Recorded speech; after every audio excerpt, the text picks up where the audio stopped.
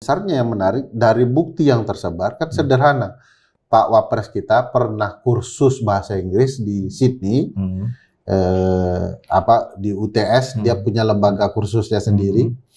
Nah, sertifikat khusus itu yang dibawa ke Kemendikti, yang merupakan orang Pak Presiden, Pak Nadiem gitu ya, yang keluar menyetarakan sertifikat itu dengan ijazah SMA.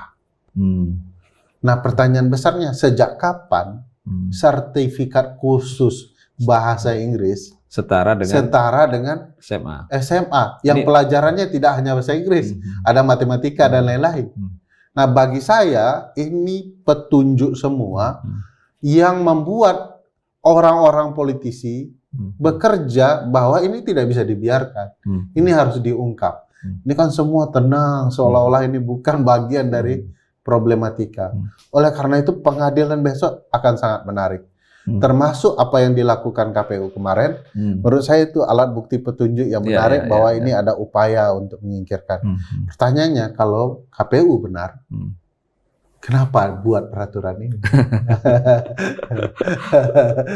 Nah, ini kalau kita lihat ya, selain soal proses yang ada di DPR tadi itu, proses perdata seperti ini memungkinkan juga untuk membuktikan kebenaran satu hal ya.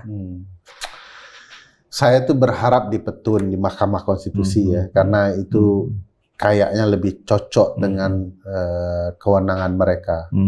Kalau perdata ini kan sifatnya kan personal. Petun itu artinya yang mungkin diperkarakan nanti soal penyetaraan itu barangkali ya. Penyetaraan di kalau di MK kan persengketaannya sangat luas ini ya, untuk membuktikan kecurangan di sisi manapun. Di Pengadilan Tata Usaha Negara itu soal kebijakan dan tindakan. Jadi apakah kebijakan dan tindakan mereka menyalahi nilai-nilai ya penyelenggaraan negara yang baik, azas-azas umum pemerintahan yang baik, kurang lebih begitu. Nah, harusnya ijazahnya disetarakan, dikoreksi, kan azasnya profesional, ketelitian, hati-hati. Hati-hati nggak KPU gitu kan?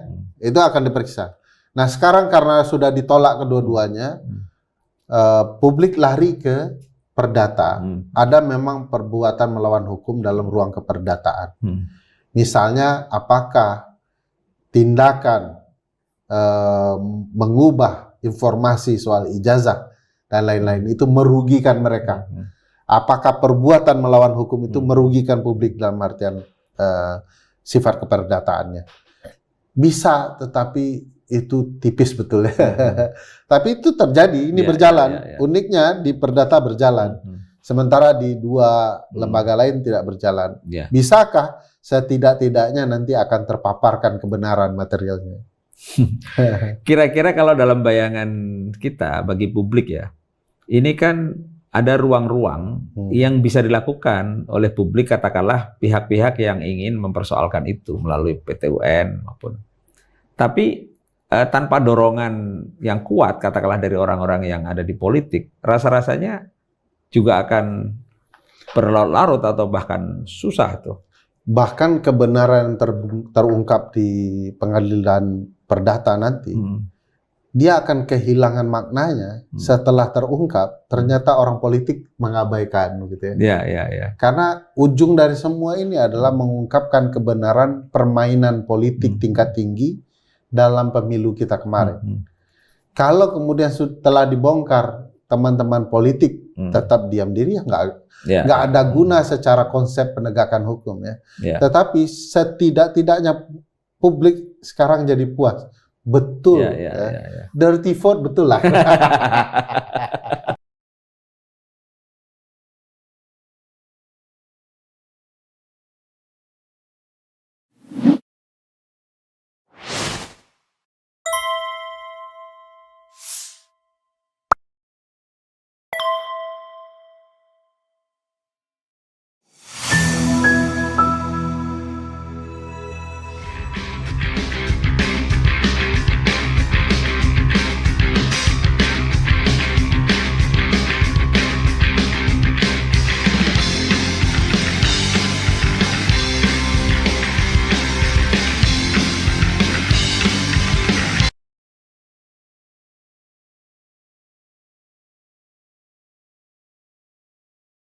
Assalamualaikum warahmatullahi wabarakatuh.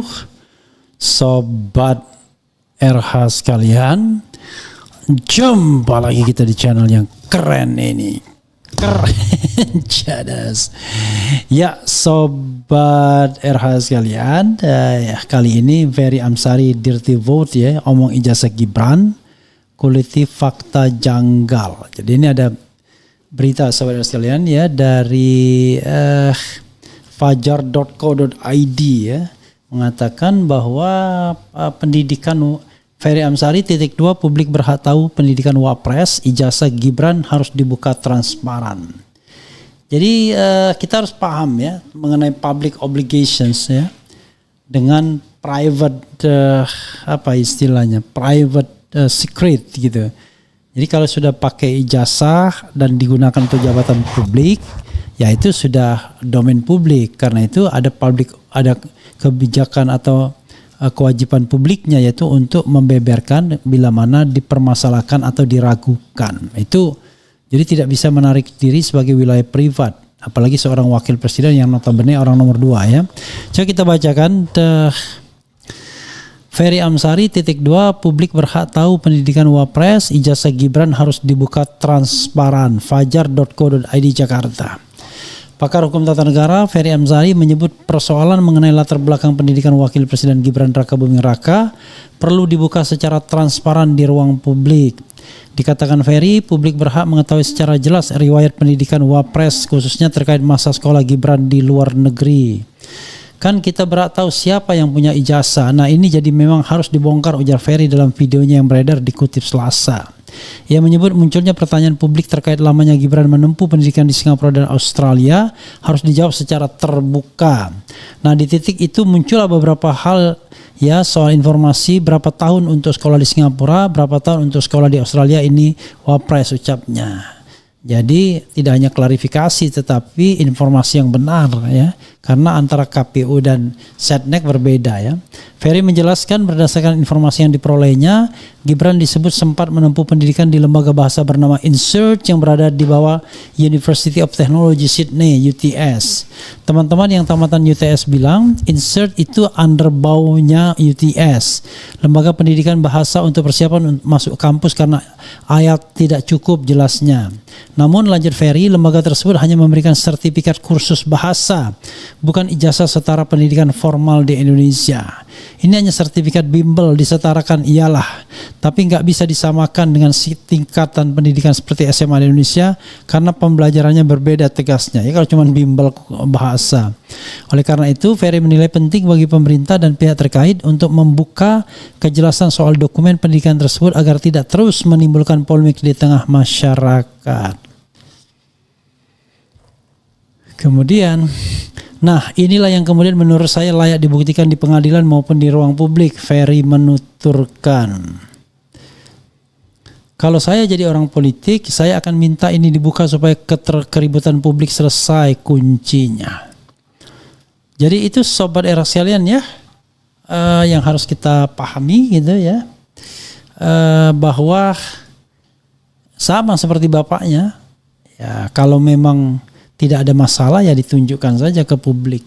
Nah ini masalahnya adalah ada pro dan kontra atau kontroversi mengenai ijazah Gibran ini, tetapi tidak ada kunjung klarifikasi. Yang ada adalah pengerahan para buzzer ya, para pendukung untuk menghadapi debat di televisi dan lain sebagainya. Padahal harusnya ya sekretariat wakil presiden atau juru bicara ke wakil presiden itu ya mengajukan ini, sama seperti Jokowi dulu harusnya ya, Setnek sekretariat negara atau sekretariat negara sendiri yang kemudian memberikan klarifikasi. Kan ini kan tidak kunjung dilakukan. Kenapa?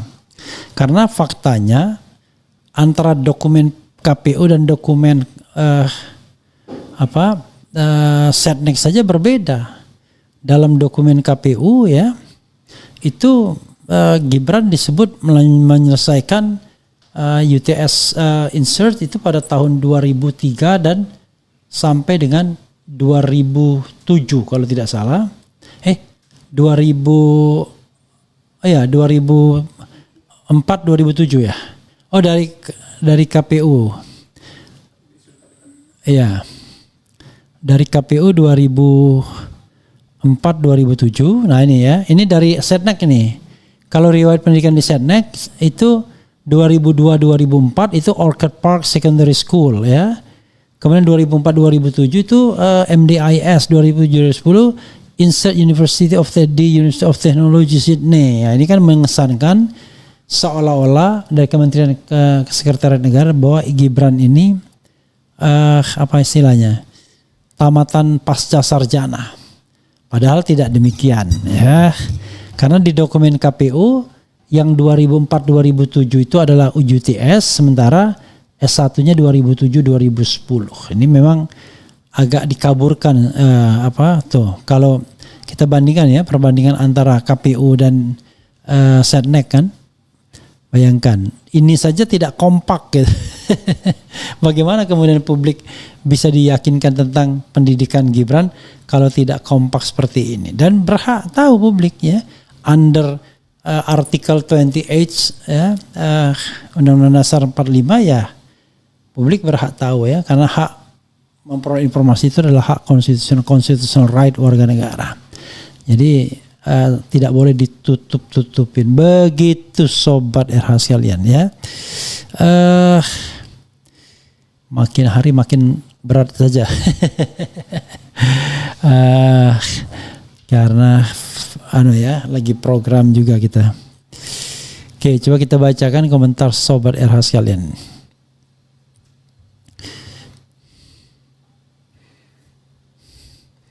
Oke, coba ya. Kalau ijazah Mas Gibran janggal, nggak bisa jadi wapres dul. Mikir cerdas dikit lah ya.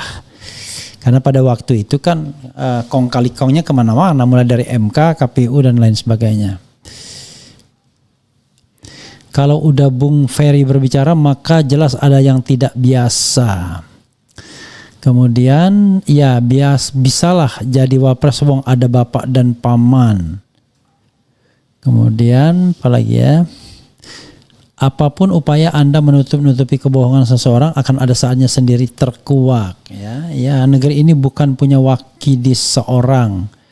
Padang hadir, semangat bro ya. Kemudian termul ngoceh, tuntaskan masalah korupsi di WUS, bansos, pembunuhan di KM 50, ijazah bapak dan anak, wakili wajib dimasukkan ke penjara ya.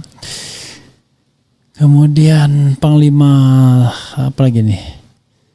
Negeri ini milik geng Solo, hukum sesuai dengan kehendak geng Solo. DPR masih bernalar primitif, mempertimbangkan hal yang negatif sebagai hal permufakatan bersama. Begitu saudara sekaliannya, nanti kita akan lihat gerak langkahnya ke depan. Apakah kemudian kekuasaan akan bersikap transparan atau tidak dalam mengusut ijazah ini. Tapi yang jelas bagi Ferry Amsari ya harus dibuka ya, sesuai dengan tentu dengan prinsip pemerintahan yang good governance dan clean government ya. Itu saja saudara sekalian, mudah-mudahan bermanfaat ya. Nanti kita akan bahas lagi yang lain-lainnya. Main pendek-pendek aja sekarang ya. Wassalamualaikum warahmatullahi wabarakatuh.